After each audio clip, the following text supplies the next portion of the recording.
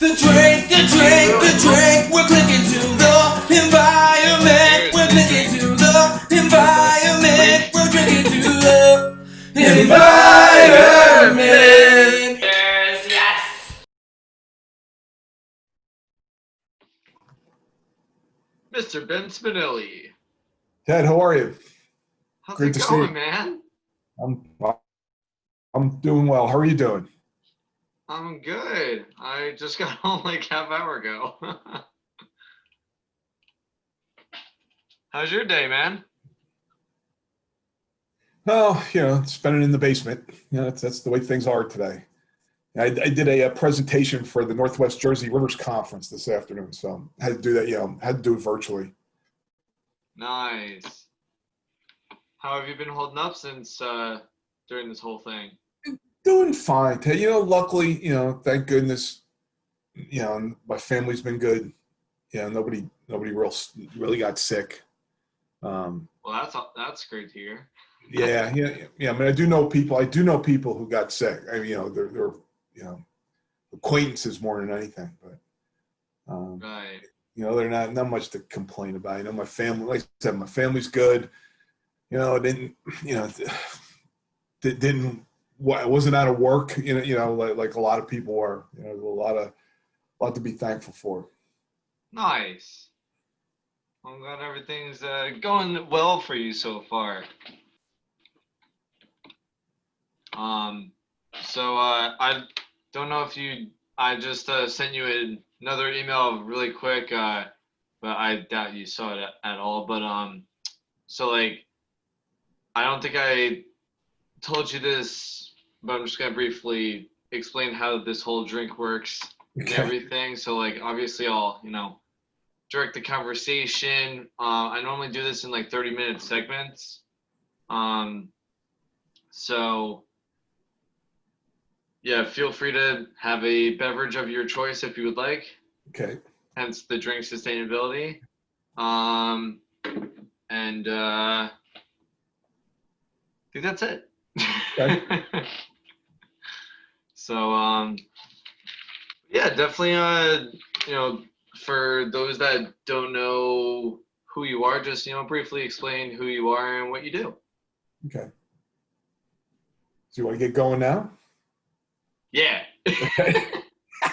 All Hey, right. I'm sorry, really quick. Do you have a drink on hand? I do. Woohoo! Yes. Cheers to you, Ben. Thanks for being on the show, dude. Appreciate it. Oh my God, yes! I'm having a drink with Ben Spinelli. Hell yeah! The class was too early. Your class was much too early to have a drink. Excuse me? Your class was much too early to be drinking. Well, yeah, 8 a.m. was not the time to be having a cocktail or a beer of any sorts. But all right, man, you have the floor. Right. Take it away. So, Ted, my name's Ben Spinelli. I met Ted. I was an adjunct professor at Kean University in the Sustainability Department. I still teach there. Still teach sustainability in the law, which I love. I really like the students at Kean. They're very passionate about sustainability issues. They're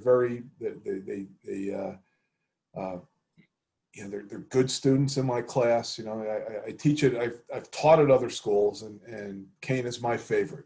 I'll just Nice.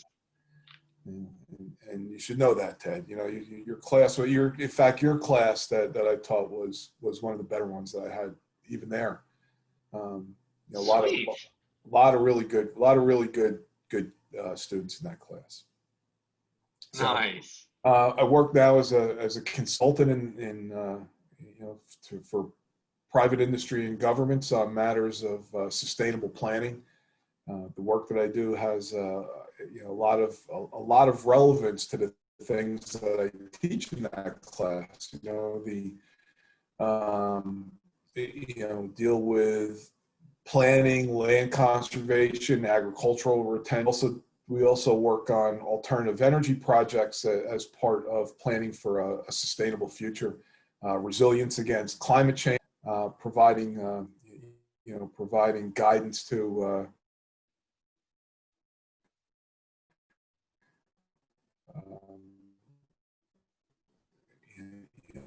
to alternative energy companies on where they can locate. Ben,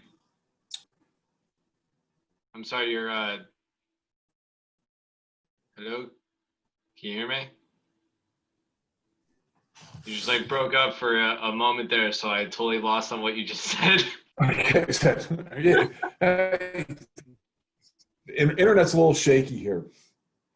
Yeah, so where did it drop off? I said we So just keep going from you're pretty much saying how you work for a private company dealing with sustainable impact with their business. Oh, okay, sure. So we represent both private clients, businesses, and governments on matters of sustainability. We help millions for. It says my internet connection is unstable. Yeah, I was saying that before, and then all of a sudden you were fine. So I don't know. Okay, so we work on land use planning. We work on land conservation measures for setting property aside for climate resilience, for recreation, for long-term density control. We also work with agriculture on making sure agriculture remains sustainable, which is important in New Jersey, not just because agriculture is such a big part of our economy, but because I believe that in the long run, it's going to be extremely important for us to have food production capabilities in proximity to large population centers. So if you're farming in New Jersey, your farm is within an hour and a half of 20 million people. Not just that, but you're farming in a place where the climate is relatively benign, where we're still going to get reliable rainfall, even as you try to project out what climate change is going to look like.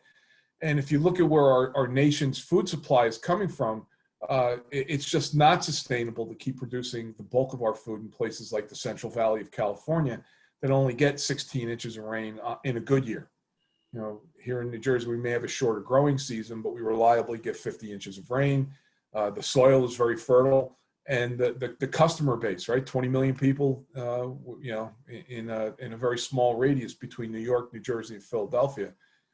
That's where food security comes in terms of what we can anticipate as the long-term impacts of climate change. Well said. So, I mean, all right, so I'm going to go out on a whim and say you do believe in climate change? Yes, I do. It's Well, because that's a huge, trending topic nowadays right now, but we'll touch up on that in a look, listen, if you remember I don't know if you remember this when I asked your class, I said, when you want public policy made, do you want public policy made based on science, or do you want it to be based on politics? And overwhelmingly, the agreement and the most rational people say they want government policy to be based more on science than on politics. And well, yeah, because I mean, in my personal opinion, but I believe I could speak for anyone watching or even you, is that if it's based on politics, that's kind of like more biased than a more biased perspective than if you rely on science, because science is pretty much black and white, or it's more definite. It's more. There's more certainty to it, and that's Yes. what you want to right. You want to ground important decisions in science to the greatest extent possible. It doesn't mean you're going to always be able to eliminate the political nature of what you do as a government, but we should at least have, no matter what side of the fence you're on, we should at least have an agreement on what facts are. Right? And Yeah. one side doesn't get to make up its facts because it fits a political narrative. That's insane. But unfortunately, that's where we're at in our politics today. I think hopefully we're going to we're going to move away from that a little bit. But as you go on, the evidence that climate change is real and that climate change has been driven by human activity, it piles up. And you may be, here's the thing, you may have different political philosophies on what to do about it, but but politics shouldn't drive whether or not you believe in science or in a scientific conclusion. And you know, one of the things that I would say is it's okay to be skeptical of whether or not climate change is real if you found that skepticism on scientific principles. And you could say, hey, look, you know, we're only looking at a very small sample of the climate in the relative to the planet's history. The data that we have is not complete enough. You can say things like that if that's your position, but it's becoming more and more undeniable as evidence continues to accumulate that that's not really a rational position anymore either. You know, maybe 10 years ago you might have been able to make that argument with a straight face.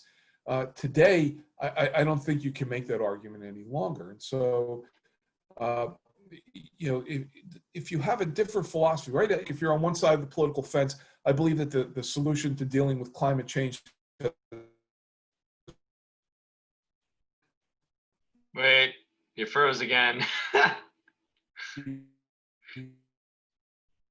You froze again.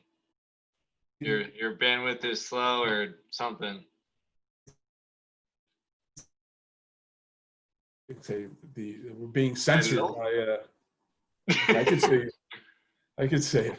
So Ted, so you can say on one hand, our response to climate change should be regulatory, right? If that happens to be your political bent, you could say our reaction to climate change should be market-based and use economics to drive our response to climate change. That comes from a different bent. But politics shouldn't say I don't believe in climate change or I do. Right? It's like saying that you know, I don't believe in gravity because of my politics. That just is that's patently ridiculous. You know, and so you've got to get to the point where we have an agreed set of facts, and then we argue about what the correct response to those facts might be. That is true. Because I mean, like, based on what politics that's been going on now, it's like, you know, our current president is, you know, deep in bed with the oil and gas industry, and me personally, not enough in the renewables industry. However, it's like I don't know. It's like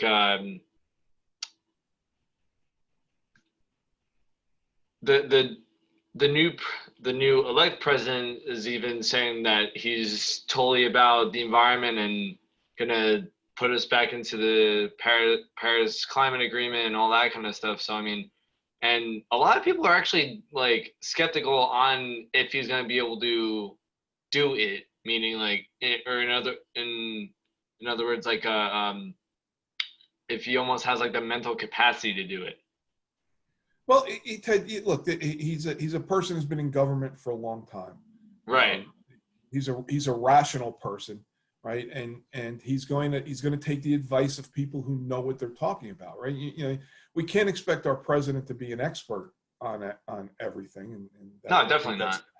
That's pretty self-evident from the last 4 years that you know, you can't rely on one person's gut feelings to drive how we make policy. And so, but right. you put together a team of people who are experts on the field. You have to have the emotional and you know, and intellectual maturity to be able to listen to those experts and to let them inform the decisions that you make. And if you do things like that, right, your decision making is, you know, you may make mistakes. Everybody makes mistakes, Ted. You know, but right, hell yeah. right, but your mistakes are going to be based upon rational thinking, not upon gut feeling. You know, I think that it's more than just the involvement with the oil and gas industry. I think it's the acknowledgement that you can use an issue like climate change to divide the population. And once you divide the population up, you claim one half of that division for yourself.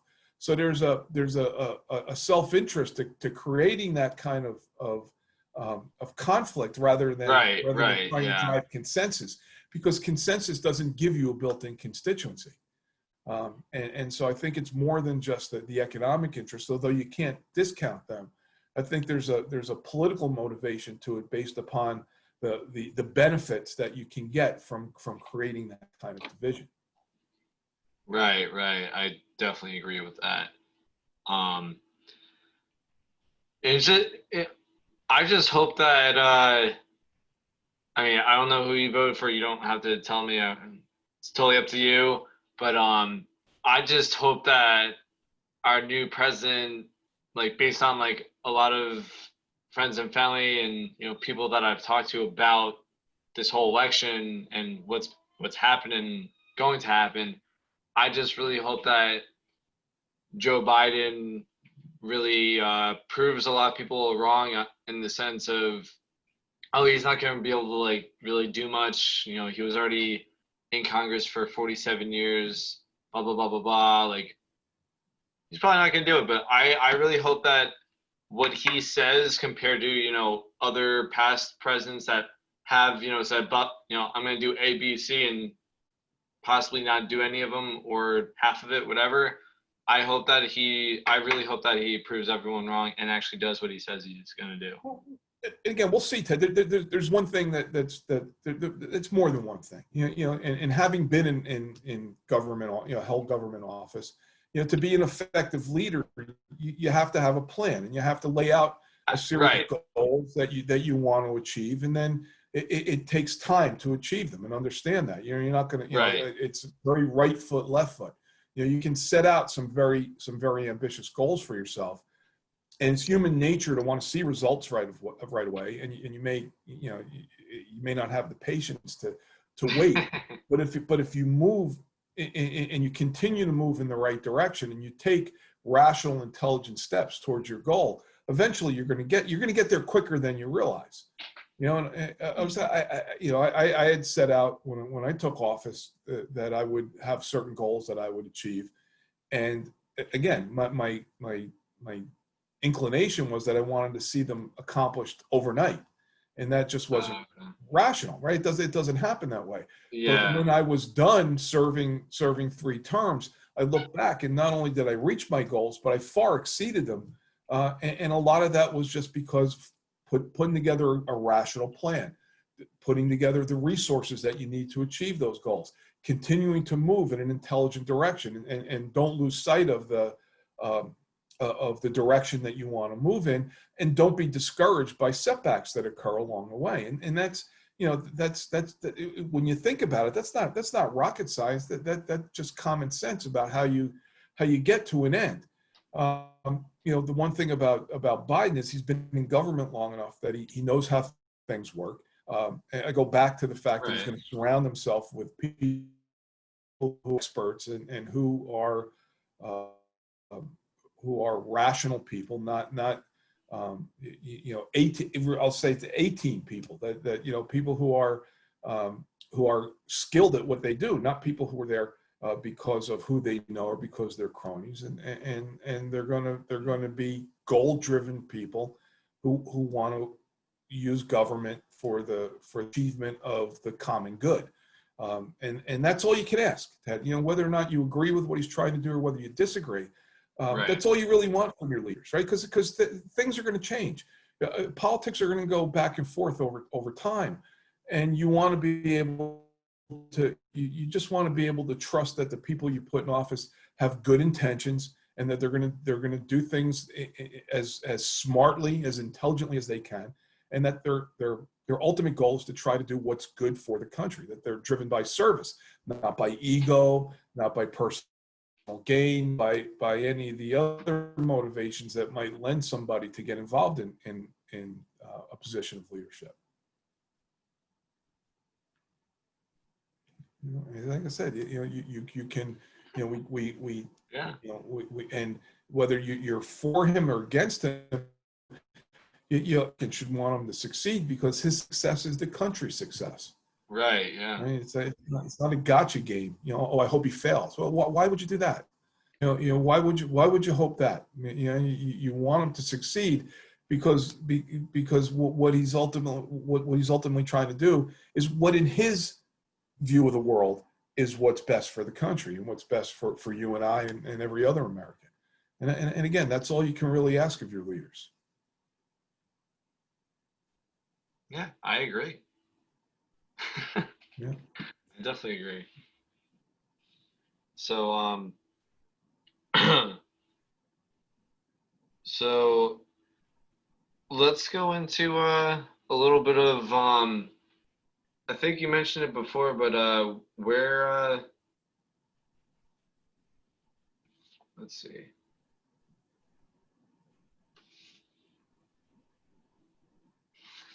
So going off of government and everything, we're gonna kind of go out of order a little bit, but it's all right. Okay. So like when it's like before the elections and everything, how was the company you work for now? It's called what? Greener by Design, correct? Greener by Design. So like GBDtoday.com if you're greenerbydesign.com. Yes. Go check them out now. Yeah, GBD Today. How has like certain government regulations or any kind of rules affected your work at all? Well, sure, every day, Ted, and here's the interesting thing, a lot of the policy measures and a lot of the regulations that impact our work are very independent of the federal level of government, because a lot of clean air, clean water, land conservation, energy, those policies in large part have either been delegated to states or regions and come down, instead of being driven by the federal government. And so New Jersey is a fairly progressive state. So in a lot of ways, the New Jersey regulations are resilient when it comes to changes of government at the top. So, it didn't change a lot of, the change from the Obama administration to the Trump administration changed national policy on a lot of levels and did have some measure of impact on what we do, but in large part because of New Jersey being the place where we do the bulk of our work, it really wasn't impacted because New Jersey remained a progressive and aggressive and environmentally conscious state, and that's important to note. There's a fail-safe, and it's important. When you think about New Jersey, very tough place to manage from a lot of different aspects. Not the least of which is to manage the environment in New Jersey, because we're such a densely populated state. We put so much pressure on the natural systems. The impact of human occupation at the scale that we occupy New Jersey at puts a lot of pressure on the natural environment that we have to offset. That at the same time, we're a state that's very vulnerable to climate change because we're a coastal state, and sea level rise and storm surge has a big impact on us. Oh yeah. So New Jersey is a tough place to, and it's a very diverse state, right? I mean, from every, right, it's diverse geographically. When you think about, you go from, the mountains of the Northwest down to the coastal plain and everything in between. It's you've got very rural areas of the state. You've got very densely populated urban areas of the state, and you've got a diversity in the population. If you drew a 20-mile circle around where either you or I are sitting right now, you'd probably have every ethnic group, every religious group, every national origin, every political persuasion, every economic strata, right? It's a state that's got some of everything in a very small package, and so it's a very tough place to govern from that region, but it also makes getting things right all the more important because mistakes get magnified And if we're not conscious of what we do for the future, that it can have terrible consequences, and consequences that'll be maybe impossible to overcome, but certainly the generations coming will have to deal with. Yeah, that's definitely true. So like, so uh, so like, I don't know, I get going off of that. What kind, like,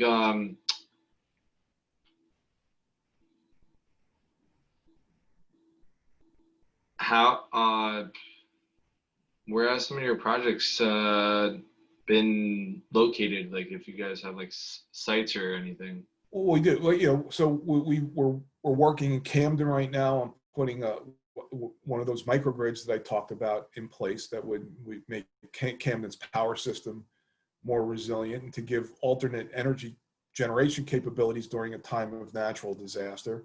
We're working on offshore wind right now on the applications Oh, sweet. to windmills off of New Jersey. Just work with towns up in the northern part of the state doing economic development plans that are based upon ecotourism and preservation of land and taking advantage of the natural assets that those communities have, whether it be for trails plan or for developing ecotourism or agritourism projects. Those are that's pretty much the core of what we do, right? You know, we're looking at we deal with some of these more rural towns that need to come to grips with the fact that it not only are they never going to become densely developed, but it's probably a bad idea if they do. But that doesn't necessarily mean no economic future for them. There's a tremendous economic future in attracting people who want to, who may live in an urban area of the state who want to go visit a farm or want to go for a hike or may want to go, mountain biking or kayaking or fishing, and have those. You've got to have places where you can enjoy those activities and to use that as a focal point for their economic development. Much the way that short towns down by you, right? They understand that their future lies in maintaining the attractiveness of their community as a tourist destination. Because people want to go. Right. Yeah. That's definitely true. Right. And they've got a vested right, and they've got a vested interest in things like water pollution and climate resilience, because if if a storm wipes out their housing stock, if the beach becomes fouled by garbage or the water is not swimmable, suddenly the entire premise by which they sustain themselves economically and no one would be able to come over. goes away. It goes away. So sustainability and environmental protection have a self-interest in those instances. Not that's got to be the motivation, but at the end of the day, do you really care what people's motivations are if the end result is that they think sustainably, that they think about protecting the environment, that they think about the future?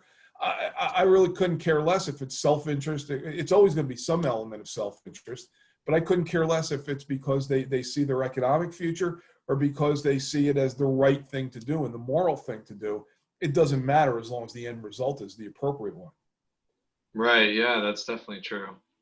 Yeah, 'cause I mean, like, you just mentioned on how I live in a coastal town, and like, especially because like if you go down the coast and everything, like whether it's from Sandy Hook all the way down to Cape May, like you'll notice how the length of the beach and everything like that, like the coastal erosion is such a huge problem. Well, and Ted, that's a tougher issue as well. I worked on the president's task force after Sandy, and one of the things that is evident, I think, again, looking at the science and what we have to understand is that the vulnerable area, Sandy exposed a lot of the vulnerabilities in coastal New Jersey, right? It was a practical lesson in what 3 meters of sea level rise will look like. And so when you look at sea level rise projections, and they're theoretical when you look out 50 or 100 years, Sandy tells you what it'll look like when it happened, right? A 15-foot storm surge, is something to be reckoned with, and you saw the destruction that it caused. But what it did was expose where the vulnerabilities are, and was a warning shot to us, because something like that is Right. two things: it's going to happen again, and the third is that sea level rise right now is inevitable. If we were to reduce our greenhouse gas emissions tomorrow to levels where we stopped having an impact on the climate, we've already charged the atmosphere with enough greenhouse gases to create 100 to 200 years of additional warming, and with the consequences that'll come along with that. So we have to understand that as much as we want to change our behavior today to offset those long-term impacts, that there are going to be some very real short-term impacts that we have to deal with at the same time. And if you look at what Sandy told us, is that these vulnerable areas of the coast, we need to figure out how to retreat from them, where we're gonna just otherwise be putting people and property in harm's way. And there are 3 things that you learn. There are going to be places where we could rebuild. There are going to be places where we could rebuild after Sandy with modifications. And there are places where we just should not rebuild. And that's right. And understanding, making that differentiation, and then taking action on that knowledge. Again, this is not politics, Ted. This is common sense science about what do you do when you see the problem. And it gets complicated because there's economics involved, because if you're in a place where we say we can't rebuild, why am I the loser? In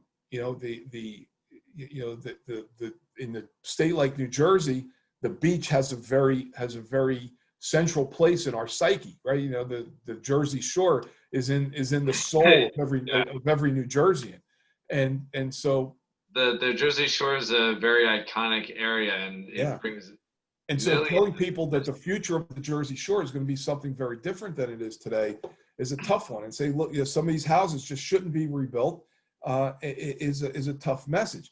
And that's the easy message of this, Ted. When you look at a place like New York City, where did you ever think you'd see waves rolling down Wall Street, or the New York City subway system full of seawater? My God, was this the day after tomorrow now? Oh my God! Yeah, right, but that's what happened in Sandy. How do you deal with that? We're not going to pick up and move New York City, and people losing their vacation spot. It's very sad. It may have some economic consequences, but it's nowhere near as impactful as the impact that Sandy's going to have. Think about Port Newark. Think about Newark Airport, John F. Kennedy Airport, LaGuardia Airport, Lower Manhattan. All places that have tremendous economic value in the hundreds of billions of dollars, yet all are going to be vulnerable to sea level rise and storm surge. What do we do about that? And it may be a generational or multi-generational problem that we have to solve, but we have to get to work on it today.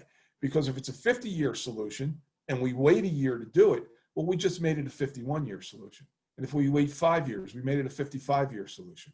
Well, I mean, going back, I said, go back to what I said before. It may be long-term and it may take a long time to get there, but you've got to start to take those rational steps in the right direction now. Right. Yeah, definitely.